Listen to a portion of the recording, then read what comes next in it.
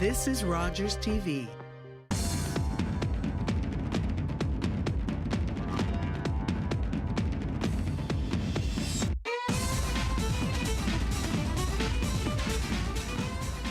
Hello, everybody. My name is Jason Piercey, and I know that because it says so, literally, right there. And this is Out of the Fog. It also says that right there. I'm in a really happy, jovial mood here because tonight we're gonna hear a story that is about a couple of friends of mine, Becki and Chris, both here from St. John's, currently living in Buffalo, New York, who have been photographers and filmmakers as hobbyists for a long time, and they're both incredibly good people, beautiful hearts, and they put together a feature-length film that is on YouTube. You can watch it, and the film documents the process of them traveling across our province and creating a photography book. And the whole thing is incredible, and they are incredible, and I'm happy to be able to share this story with you. So we're gonna take a quick break, and when we come back, you can meet Becki and Chris.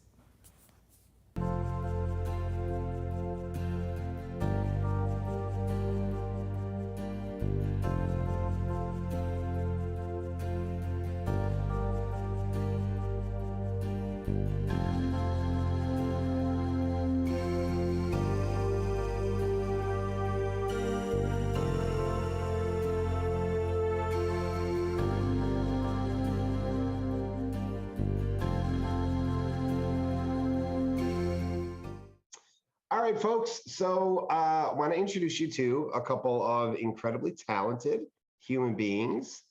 Look, oh, okay, one of them smirked. Becki smirked. Chris was like, yeah, I know. It was like no response. It was like, I've heard this so many times. She is so awkward when people compliment her. Yeah, Becki Peckham, Chris Nicholas, from Becki and Chris, who are, I'm going to say YouTube stars. Wow. I don't know if I go that far, but thanks. Well, I mean, why not? Like, how would you define a star then on YouTube? Those are big shoes to fill. Yeah. You don't have enough followers to be stars? Is that what you're saying? I don't know what the star is. I don't know. Yeah. It's a good thing I called you.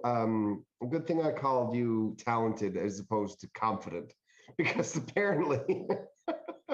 The confidence is like I front like I have a lot of it, and then the imposter is like, you sucks. That reminds me, I remember, this is a long time ago now, because we all met quite some time ago, like a number of years ago.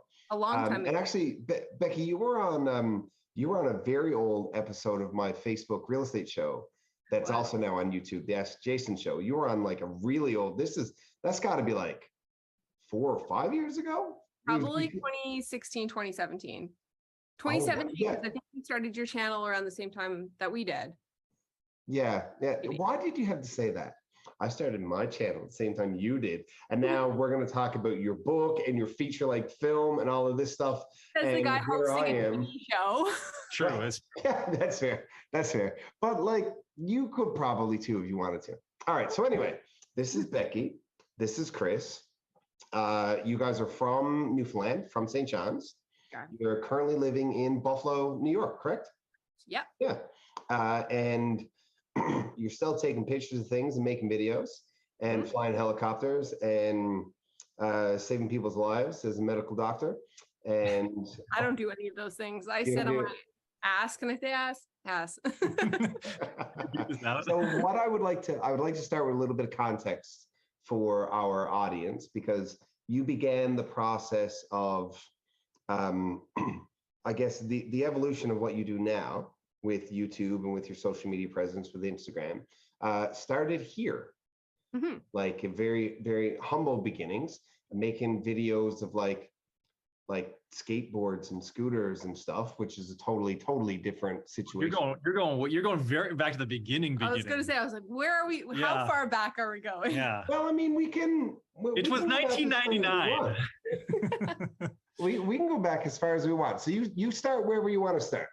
Well, my mother and father fell in love, and Wait, this is TV, right? Yeah. Yeah. Take it easy. Like That- we don't need, you're a doctor. We don't need the whole medical zygote version of this. Yeah, 1999, I was shooting BMX videos with my buddies, and this was in St. John's. And we kind of did that all through high school and then through undergrad. And then I kind of fell out of doing video because I was also doing video projects for clients and stuff. Oh, thank you. You got a hair on your beard. Sorry, hair on my that's hair? gonna grab me. I was kind of doing freelance video for clients up through med school, really, at Memorial. And then I kind of stopped shooting video, and then somehow you started shooting it. I don't know how that happened. I started taking pictures when I was in high school, when Chris was making his BMX videos. I was like, oh, I'm interested in this. BMX sounds cool. Didn't want to do BMX because I'm like risk averse. And BMX is like the stunt bikes, the trick bikes. Yeah, you're doing tricks. And so Yeah. I didn't know anything about video. So my uncle was a photographer. My dad used to be a photographer. So I picked up a film camera, started shooting film, eventually got into digital. And then, yeah, somehow over the last X years, because we're going to date, well, you've already dated us because you said 1999.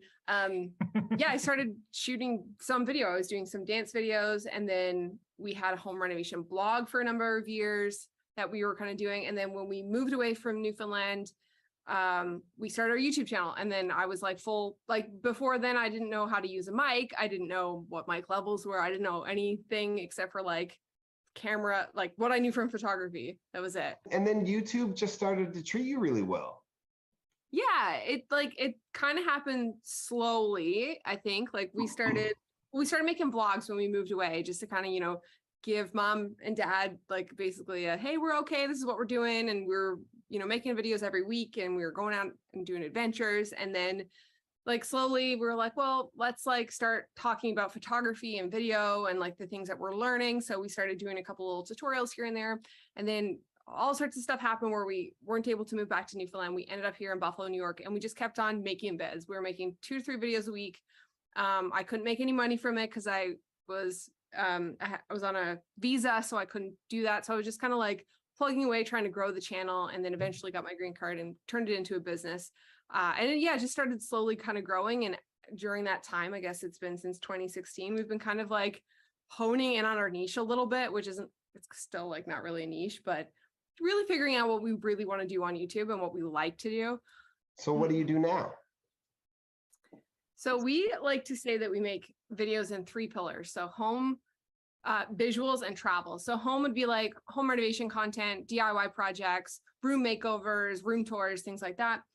Travel would be anything with the helicopter. Chris is a helicopter pilot, and we like to do that, like some travel series and stuff like that. So we do travel videos in that sense. We try to put up a travel series every year.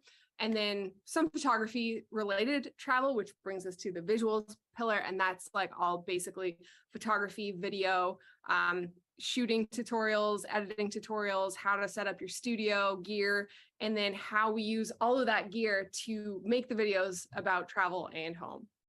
So it's a bit of a cluster.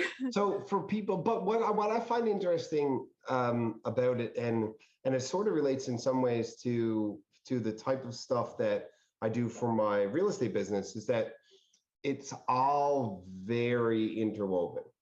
Mm-hmm. Right? So like it's not like it's a half a dozen entirely different things. They're all connected.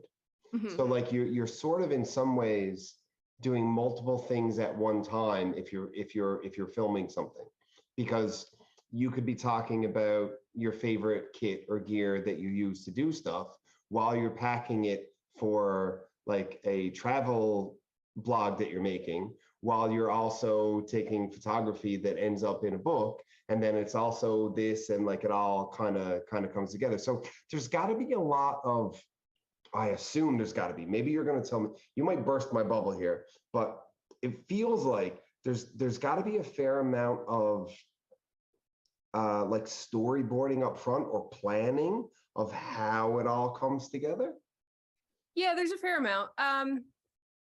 We tried to put all of our videos in these pillars, but we also we try not to box ourselves in too much. So if there's something we really want to do that's kind of outside that, we kind of think about like, how can we pull in at least 2 of these pillars to make this relevant to our audience? So over the number of years, you know, that we've been doing this, like we started with no plan, just making whatever. And now we have a plan. Every video gets kind of, you know, there's like a pre-production phase of that, whether it's a storyboard or just an outline or what we're going to talk about, title, thumbnail, all that stuff for YouTube.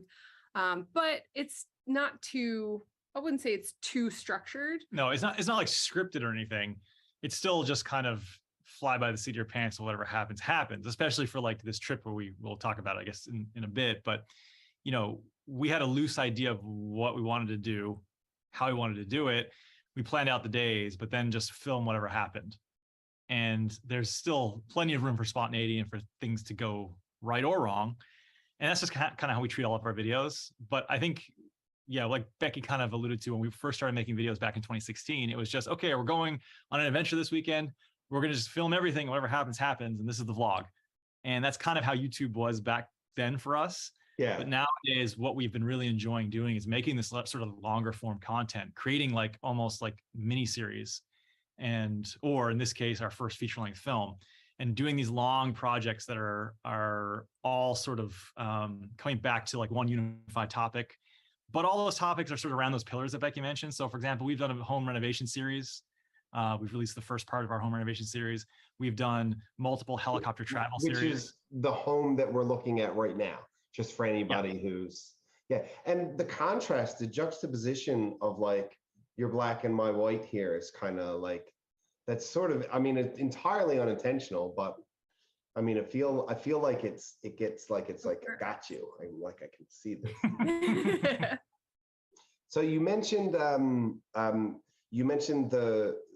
us talking about this feature length film that you've put together, and we actually have a trailer that we're going to get everybody to take a look at. So do you want to spend like 10 seconds setting up that trailer before I tell everybody to watch it? Sure. Do you want to go for it? Sure. So as photographers from Newfoundland, we always wanted to make a photography book. We were sort of forced to move away from the island just for work reasons. And we never thought we were going to be able to do it. But then one day we were just like, hey, let's actually buckle down, do it. But the catch was, do you think we can do it in 2 weeks? Let's do like an epic 2-week road trip across the island and see if we can gather enough photos to actually make a coffee table book. And that was the kind of the prompt. And we had no idea if we were going to be able to do it successfully or not. And if we succeeded, then great. If we failed, then it'll still be a good story. Okay, so let's look at their failure/success. You guys can judge, but either way, it's a good story. We're gonna watch this, and then we'll be right back. As two photographers, we've always wanted to make a coffee table photography book, and being from Newfoundland, we always assumed that that's what the subject would be. We ended up having to move away from the island, and the project kind of just fell on the back burner. We decided, why don't we take 2 weeks and plan this epic road trip across the province and try to create this coffee table book. I hear coyotes, man. There's not really a photo. But here's the catch. We are not landscape photographers. I'm not really sure how to shoot this. These conditions are impossible to shoot in. What lens do you want? It's like 200, 600. Yeah, I gotta peep that wildlife. Feeling like I'm done with this. Like I'm so fatigued. My drone shots didn't work out the way I wanted them to. I'm not really feeling the shot either.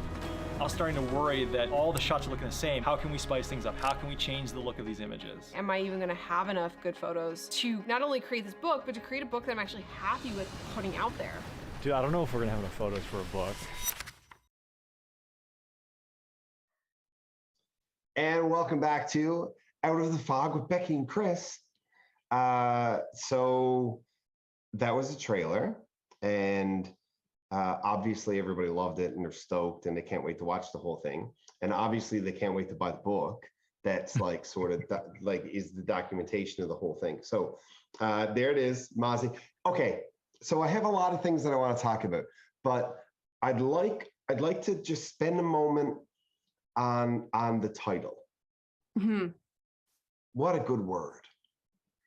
It's my favorite Newfoundland word. Because it's also my favorite weather conditions as well. Not Lund? Well, I do love the Lund. It's a good word, but it's Mozzie's such a great word because it's such a good descriptor of the classic Newfoundland weather conditions that we get. And they're my favorite weather conditions. And it's funny because, you know, when it's a bright blue sunny day, everyone's like, it's a perfect day for taking pictures, but it's not actually. the lighting is terrible. When it's a Mozzie day, it's ideal. And so when we went into doing this trip and making this book, we wanted to capture Newfoundland the way that we're used to seeing it, which is like mostly kind of like Mozzie conditions. And so we were hoping for those weather conditions. And if you watch the video on our YouTube channel, or the film, I should say, you'll see that we didn't get a lot of that. So it was kind of a little bit of a, we were hoping for these conditions.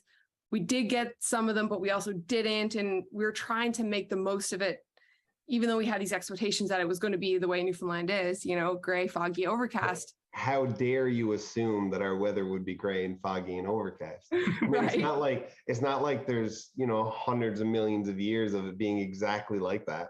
Right. 2 weeks straight of just gray. Not seen so much sun and blue skies. We saw more sun and blue skies in that 2 week stretch than I can remember being from living on the island for our whole I lives. was shocked. Like, we landed and it was May 21st, I think. And it was warm, sunny, and calm. And I was like, where's the snow? where's the wind? Why is it sunny? I think it was like 10 degrees and sunny, wasn't it? it was amazing. That's crazy. So pick the book up again, if you wouldn't mind. So it's a coffee table book. So it's full of photography. Yes. And the photography tells the story of your adventure, your journey across, so to speak. So the book itself is a little bit more standalone. If you didn't know about the film, you could still look at the book and it would still make sense. Like, a photography book about Newfoundland. And okay, it's broken up into, like we broke the province up into 4 different regions from east to west. And it's like, okay, that it makes sense. And there's some blurbs and a few little narratives as well throughout. So it's a standalone piece of content in and of itself, even if you haven't seen the movie. But if you have seen the movie, then it's almost like a behind the scenes look, because there's stuff in the book that didn't make the movie. This original idea was supposed to be something else many, many years ago. And then it turned into whatever it is living on our channel now. So like you said, the book, the idea was there years and years ago, but we didn't think we were going to do it almost like as a challenge to turn it around in 2 weeks, because normally like a photographer would take, this would be like a couple of years, that their best work, right, to put into a photography book. But that's not what this was supposed to be. It was kind of a moment in time kind of captured in the story of trying to do this in 2 weeks. And then the movie that kind of goes along with it. But you mentioned earlier on our break, you talked about our travel series, Cold Island, when we flew to Newfoundland. Yeah, that was like a couple of years ago. Yeah, it was in 2019. We flew the helicopter from Buffalo, New York to Newfoundland. We created a 6-part series called Cold Island. And Cold Island was actually supposed to be a business that we were going to start in 2015. That didn't end up happening. And the name just got repurposed. We love the branding. We love the name.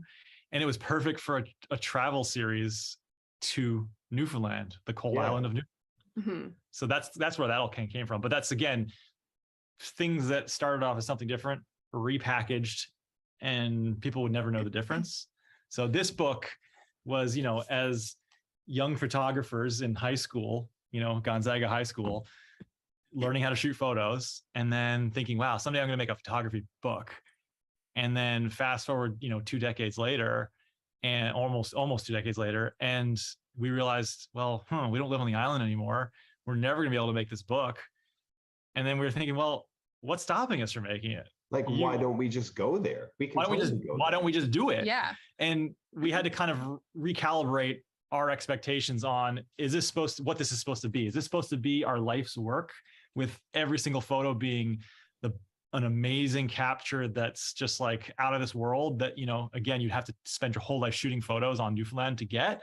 Or is this going to be more of like, maybe take like a photojournalistic approach to it, document what's going on?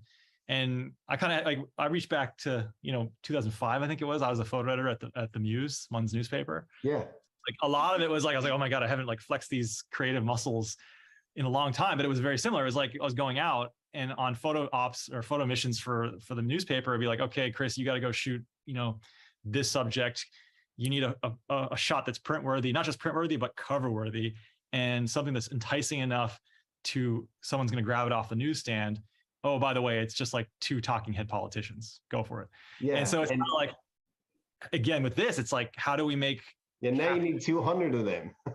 Yeah, Yeah, exactly. yeah. Exactly. Yeah. So it's like, how do we make like, okay, blue sky, sunny day, not the optimal conditions, but how can we change our perspective and make something that's print worthy? And again, do it, 200 times to make a full book. So this is literally close to 20 years in the making then, realistically. I mean, yeah, it's The dream of it, right? if you factor in, the going right back to the very beginning, yeah, to the egg, it's a 20-year-old egg. So I don't want to put words in your mouth, but it feels like there's got to be a lot of emotion surrounding like opening the first version of that was printed and sent to you. Like that had to be intense. Yeah.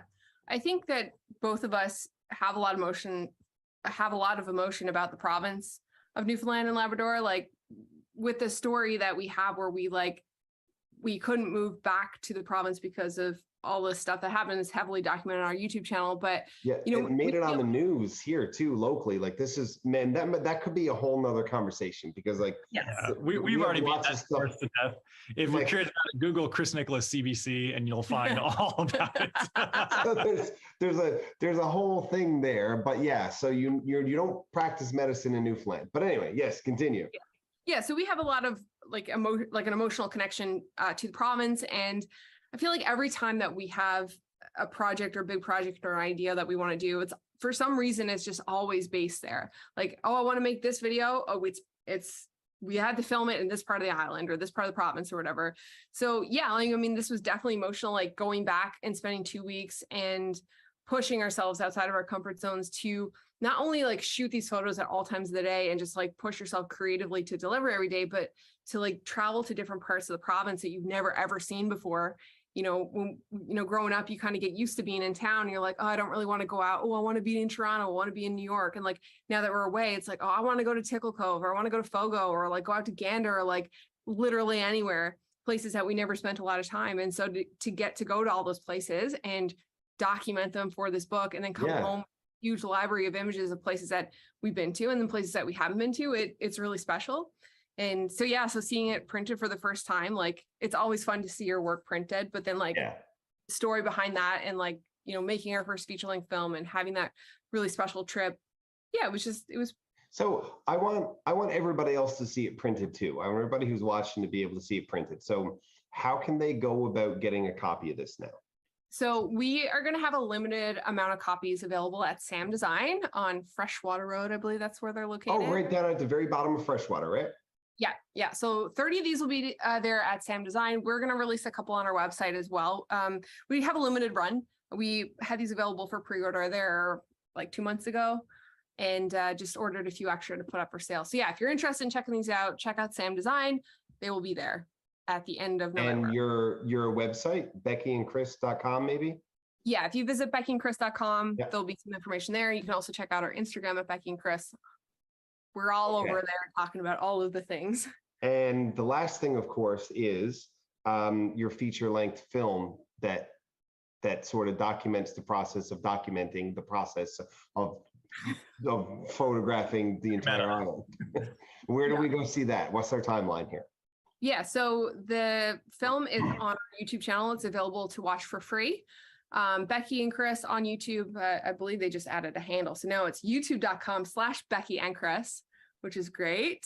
Yes. And if you just look for a 14-day photography road trip across Newfoundland, I believe that's what it's called. I'm sure if they put Becki and Chris Mozzie, it'll probably be one of the first. Yeah, just look. It's a thumbnail of this book with a map behind it, and you'll see it. We'll see it. It's the only video that's there that's like 67 minutes.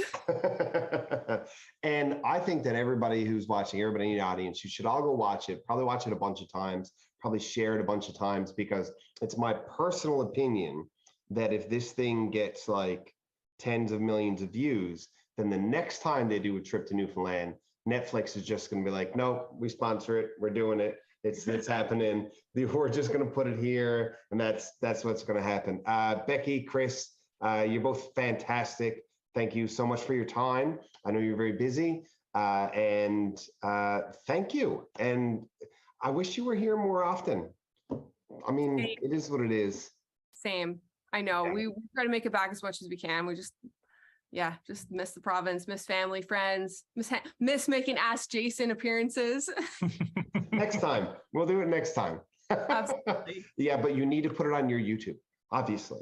No, Yeah, I'm joking. yeah. That wouldn't be fair. I'm only putting you on TV. Anyway, thank you very much for watching. Thanks, guys, for your time. Go check out Mozzie. Go to BeckiandChris.com.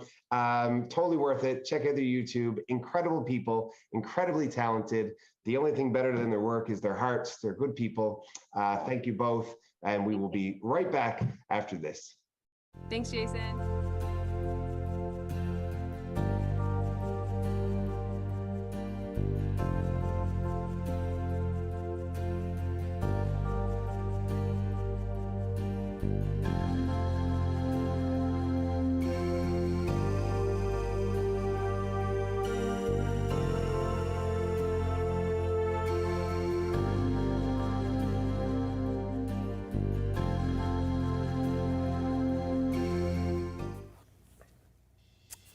Welcome back. Okay, so how awesome are Becki and Chris? And we're talking a lot about their YouTube channel and everything that they put there. And we spoke about some other stuff that they had done in the past. And I realize now that while you're going to feel extreme gratitude that I have introduced you to their YouTube channel, you're also going to be frustrated with me because now you got to spend all of the time watching basically everything they have ever done because they are that good. Thank you so much for tuning in to this episode. I'm in a good mood. We're spreading the stories of beautiful people. Thank you very much for watching, and we'll see you next week.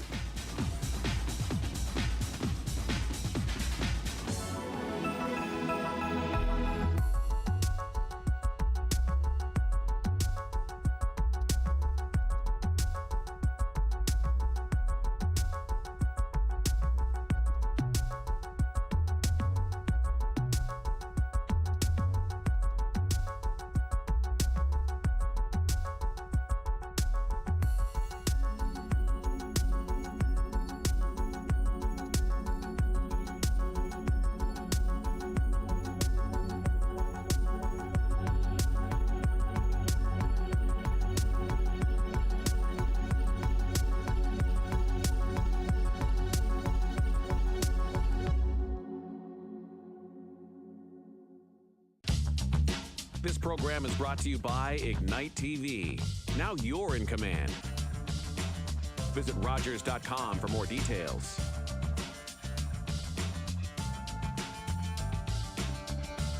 If you have a comment about this program, we'd love to hear it.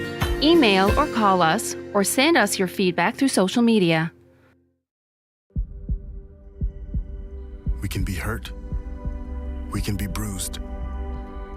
We can be broken.